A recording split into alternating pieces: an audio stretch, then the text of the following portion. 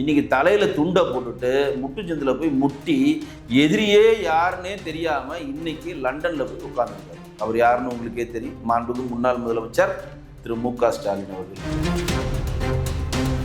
இங்க ஆட்சியே வேற ஆள்கிட்ட கொடுத்துட்டீங்க. இன்னும் இந்தி உள்ள வந்துடக்கூடாது, நீட்டுக்கு நாங்க எதிராக செயல்படுவோம்னு சொல்லிட்டு இன்றைக்கும் பாஜகவை நோக்கி வண்டியை நீங்க ஏன் திருப்புறீங்க அப்படின்னா சிறுபான்மையரோட ஹாட் கேக் வரணும். இன்னுமாடா நீங்க சிறுபான்மையர் ஓட்டு வரும் நம்புறீங்க? அதான் மொத்த சிறுபான்மையரும் பெரும்பான்மையா தாவேக்காக போட்டுட்டு போயிட்டானே. போட்டுட்டு விஜயை வந்து முதலமைச்சராக உட்கார வச்சிட்டானே.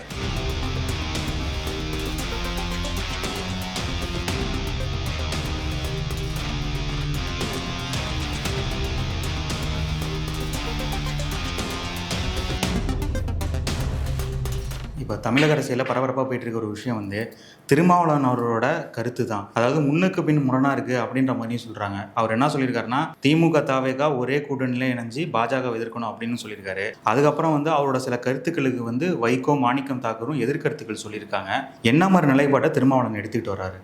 திருமாவளவன் வந்து ஆற்றுல ஒரு கால் சேத்துல ஒரு கால் வச்சிருக்காரு. அந்த ஆற்றுல ஒரு கால் சேத்துல ஒரு கால் கருத்துக்கு வைகோ அவர்கள் திருமாவளவனுக்கு நோபல் பரிசு தரணும் அப்படின்னு சொல்றாரு. தாவேகாவுடைய கல்வித்துறை அமைச்சர் ராஜ்மோகன் வந்து இது வந்து எங்க கூட்டணியில் இருக்கக்கூடிய கருத்து சுதந்திரம் அப்படின்னு சொல்றாரு. மாணிக்க தாக்கூர் நீ முள்ள பிடிச்சாலும் முழுசா பிடிக்கணும், இந்த சைடு வந்துட்டீங்கன்னா இந்த சைடு வந்து எதிர்வினை ஆற்றக்கூடாது அப்படின்னு சொல்லிட்டாரு. ரைட்டா?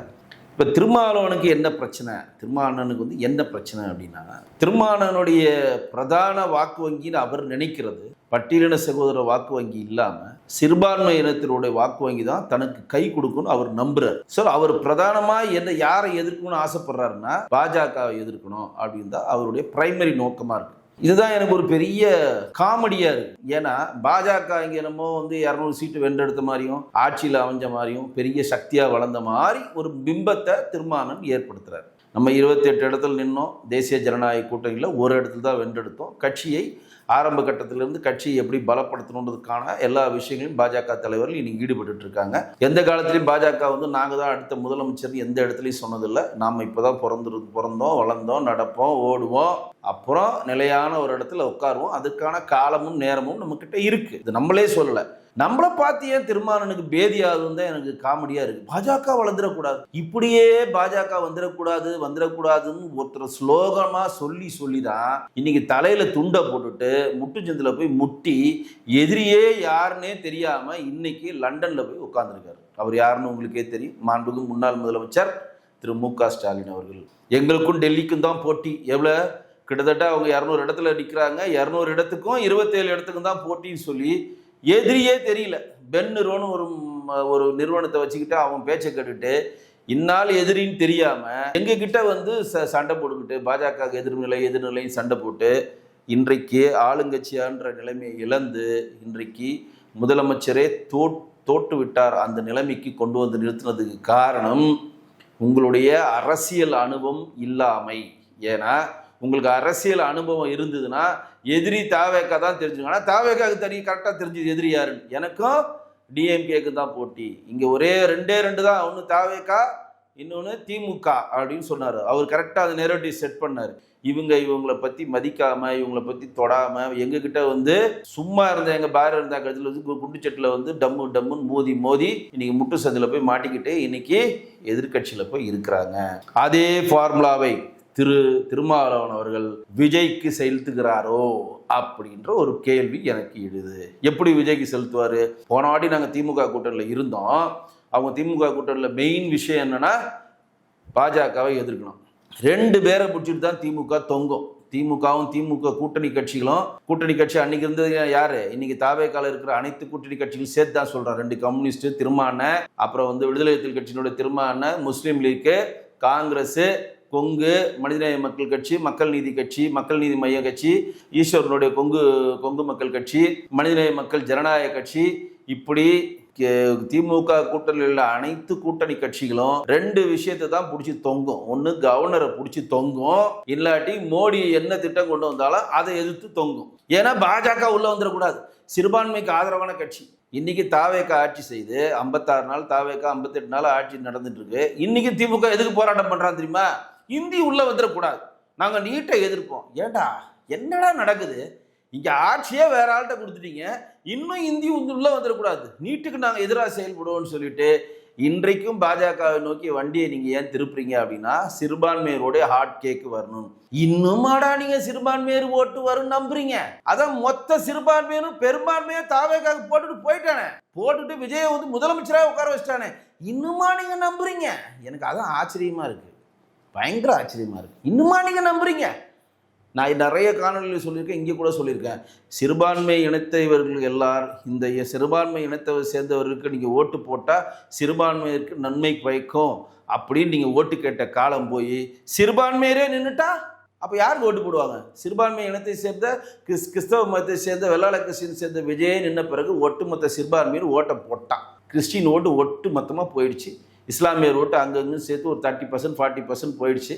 அப்போ இன்னும் திமுக எதை நம்புதுன்னா, இந்த இஸ்லாமியர் தான் நம்மளை கை கொடுப்பாங்க. அது ஓரளவு உண்மையும் கூட.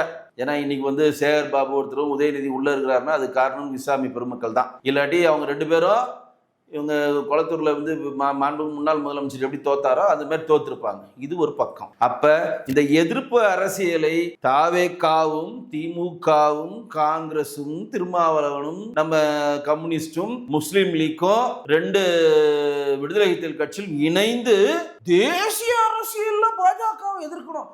என்னமா இவரு நம்ம 100 சீட்டு வென்றெடுத்துட்டு அப்படியே தமிழ்நாடு ஃபுல்லா இவர் வந்து எல்லாரையும் வந்து உட்கார வச்சுட்டு ஒட்டுமொத்தமா விடுதலை சிறுத்தைகள் கட்சிகள் மூலம் தமிழ்நாட்டில் அசைக்க முடியாத சக்தியா வந்த மாதிரி நினைப்பு தேசிய கட்சியில போய் தான் இவர் கான்சன்ட்ரேட் பண்ணுவாங்க. விழுப்புரம் தாண்டா அவங்களை யாருன்னே தெரியாதுப்பா.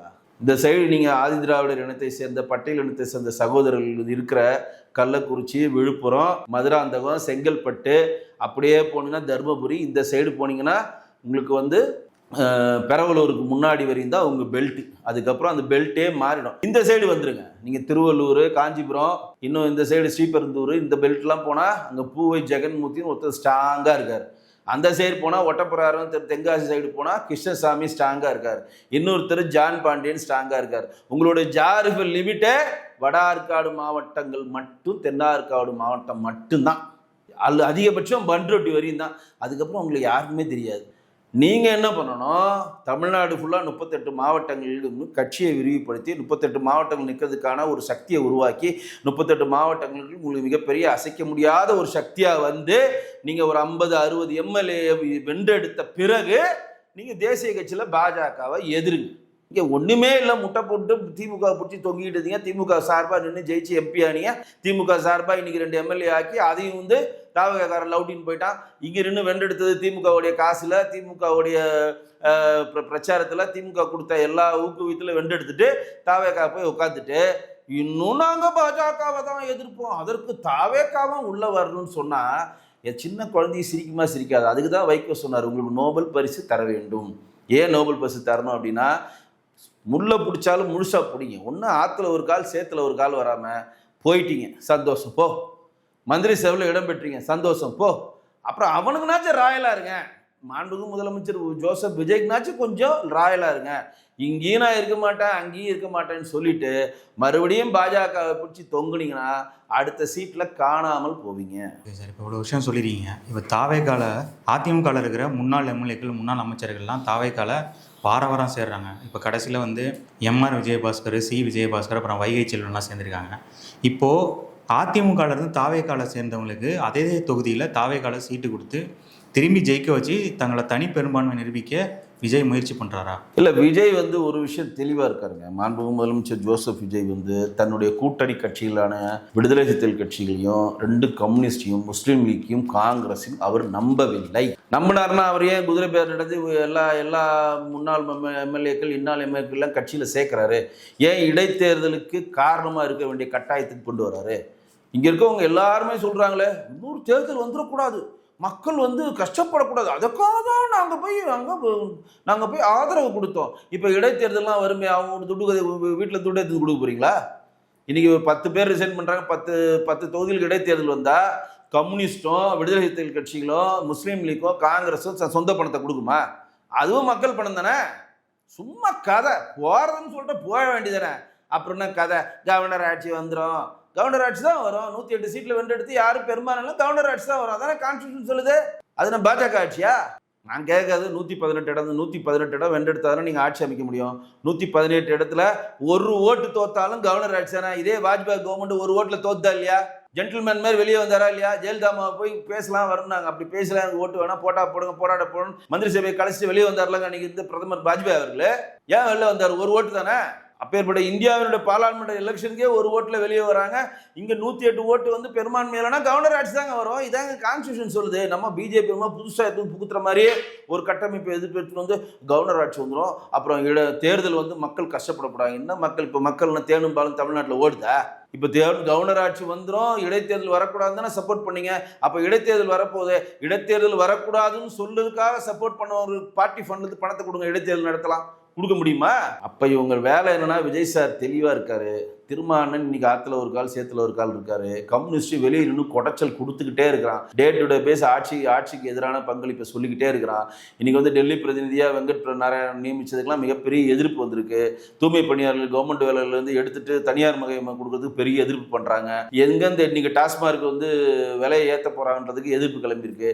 கவர்மெண்ட் எடுக்கிற ஒவ்வொரு கீர்த்தனான்ற ஒரு காமெடி மினிஸ்டர்ஸ் வந்து ஒட்டுமொத்த தமிழ்நாடு ஃபுல்லா ஒரு காமெடி பண்ணிட்டு தெரியுறாங்க. போதை சேர்ந்த கில்லி சரத்துக்கு நடவடிக்கை எடுங்கன்னு சொல்லி போராட்டம் நடத்துறாங்க, பதில் இல்லை. அப்ப இந்த கம்யூனிஸ்டும் இந்த திருமாவளவனும் முஸ்லீம் லீக்கும் என்றாலும் நம்மை விட்டு கழட்டி விட்டு போயிடுவாங்க. ஏன் அப்படின்னு நினைக்கிறாருன்னா, இவ்வளவு நாள் இந்த 4 கட்சியும் வளர்த்தது திமுக, நம்ம ஒத்துக்கணும். செத்து போன காங்கிரஸுக்கு உயிர் கொடுத்து 9 எம்பியை கொண்டு வந்தது திமுக. ஒண்ணுமே இல்லாத திருமாவளவன் கட்சிக்கு 2 எம்பியை கொடுத்து நாடாளுமன்றத்துக்கு அமைச்சு தன்னுடைய பணத்தை செலவு பண்ணி 8% வாக்கை பெற்று தமிழ்நாடு தேர்தல் கமிஷனுடைய அங்கீகாரம் பெற்ற கட்சியாக மாற்றத்துக்கு உதவி புரிந்தது திமுக. 15 கோடி கம்யூனிஸ்டுக்கும் கொங்குக்கும் மறுமலர்ச்சி திராவிட முன்னேற்ற கழகத்துக்கும் திருமாவளவன் விடுதலை கட்சிகளுக்கும் தேர்தல் ஃபண்டா சொந்த பணத்தை கொடுத்து அவர்களுக்கு பணமும் கொடுத்து, அதாவது கரும்பும் தின்னு கொடுத்து, கரும்பு தின்ன கூலியும் கொடுத்து ஜெயிக்க வச்சு அழகு பார்த்தது திமுக. இவ்வளவு சுகங்களையும் அனுபவிச்சுட்டு நம்ம கிட்ட அதிகாரம் வேணும்ட்டு ஓடி வராங்களே, நாளைக்கு திமுக துரோகம் பண்ண இந்த கட்சியெல்லாம் நம்ம கிட்டையும் துரோகம் பண்ண மாட்டாங்கன்னு என்ன நிச்சயம்? இது சாதாரண எனக்கு தோன்றப்ப முதலமைச்சருக்கு தோணாதா? அப்ப இப்போதைக்கு இவங்கள வச்சுக்கோ, 6 மாசம் வரை இவங்க ஆதரவு தேவை. 6 மாசத்துக்கு அப்புறம் தான் சட்டசபையில பெரும்பான்மையை நிரூபிக்கணும். அது கூட இடைத்தேர்தல் வந்து நம்ம 118 சீட்டை சொந்த பலத்தில் நிரூபிச்சுட்டு இருந்தா இருக்கிறானுங்க, இல்லாட்டி நடைய கட்ட சாமி அப்படின்னு சொல்லி வெளியே அனுப்பலான்ற முடிவை திரு விஜய் எடுத்து விட்டார். விஜய் இந்த முடிவை எடுத்துட்டாருன்னு தெரிஞ்சுதான் திருமாவளவன் உஷாரா, இங்க ஒரு காலு இங்க ஒரு காலு, தென்னை மரத்துல ஒரு குத்து, பனை மரத்துல ஒரு குத்து, இப்படி வெளியே திறந்துட்டா. இப்போ ஒரு எக்ஸாம்பிள் சொன்னா உங்களுக்கு நல்லா புரியும். இப்போ விஜய் சார் வந்து இடைத்தேர்தல் வருது, 10 சீட் வென்றெடுக்கிறான்னு வச்சுக்கோங்க, சும்மா ஒரு கணிப்புல சொல்றேன். 118 அவர் பெரும்பான்மை பெற்றார்னு வச்சுக்கோங்க. அப்ப விடுதலை கட்சியில் வாங்க, 2 கம்யூனிஸ்ட் வாங்க, 2 முஸ்லீம் லீக் வாங்க, காங்கிரஸ் உங்க தேவை எனக்கு தேவையில்லை, நீங்க வேலையை பார்த்துட்டு போங்கன்னு சொன்னா இந்த கட்சியினுடைய நிலைமை என்ன? எங்க போய் சேருவாங்க? காங்கிரஸ் எங்க போய் மூஞ்ச தூக்கி வச்சுக்கோ. கம்யூனிஸ்ட் யார்கிட்ட போய் சேருவாங்க? விடுதலை யார்கிட்ட சேருவாங்க? முஸ்லீமுக்கு யார்கிட்ட சேருவாங்க? மறுபடியும் தன் கட்சியினுடைய பலத்தை 0ல இருந்து ஆரம்பிக்கணும். அது மற்ற கட்சிகள். அதனாலதான் கம்யூனிஸ்ட் வெளியில இருந்து ஆதரவு, நாளைக்கு டபுக்குன்னு பெல்ட்டி வச்சா திமுக கூட்டணி போயிடலாம் தெளிவா வெளியில இருந்து ஆதரவு பண்றாங்க. திருமாவளவன் கம்யூனிஸ்ட் உஷாரா இருக்கிறாங்களே, நம்ம மட்டும் தேவையில்லாம போய் மாட்டிக்க வேணாம்னு சொல்லிட்டு இந்த பாஜகன்னு ஒரு அசத்தை பிடிச்சிக்கிட்டு இங்கிட்ட ஒரு கால் அங்கிட்ட ஒரு கால், நாளைக்கு விஜய் வெளியே தேர்த்தினார்னா நான் உங்களுக்கு ஆதரவாக இருந்தேன், நான் உங்க செல்ல பிள்ளைச்சு, நீங்க என்ன வருத்திருக்கீங்க, உங்களோட இருக்கிறேன் அப்படின்னு பண்ணலான்ற ஒரு பிளான் இருக்கிறாங்க. கண்டிப்பாக விஜய் அவர்கள், நான் சொல்றேன், இந்த மாதிரி ஒரு சூழ்நிலை வருவதற்கு முன்னாடியே திமுக தன்னுடைய அசுர பலத்தை உபயோகப்படுத்தி விடுதலை சிறுத்தைகள் கட்சியிலும் கம்யூனிஸ்டையும் முஸ்லீம் லீக்கையும் தாவேகா கட்சியிலிருந்து வித்ரா பண்ற வேலையை பண்ணி பெரும்பான்மை இல்லாமல் அந்த கட்சியை ஆட்சியை இழக்கிறதுக்கு வேலை பண்றதுக்கான இதை திமுக பண்ணிட்டு இருக்குன்னு சொல்றாங்க. அது எந்த அளவு உண்மைன்னு நம்ம பார்ப்போம். பல்வேறு கருத்துக்களை எங்களோட பகிர்ந்தமைக்கு மிக்க நன்றி. நன்றி.